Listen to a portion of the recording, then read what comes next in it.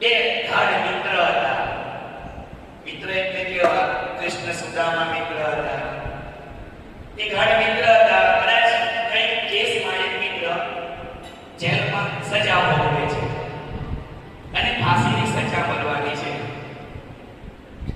હવે ફાંસીની સજા મળે એટલે એને પૂછવામાં આવે જેલર કે તારી અંતિમ ઈચ્છા? તો એ કે ઘરે જાઉં, પુત્ર પત્નીને મળું, 2-5 દિવસ ગાળું, એ લોકો રોકાવે પછી આવી જાઉં. જેલર દયાળ, કોઈ જામીન આપે તો તમે મોકલાવો. એવો કોઈ જામીન છે કે જે એવું કબૂલે કે ધારાવાથી હું ફાંસીએ ચડી જાઉં? છે ને મારો મિત્ર.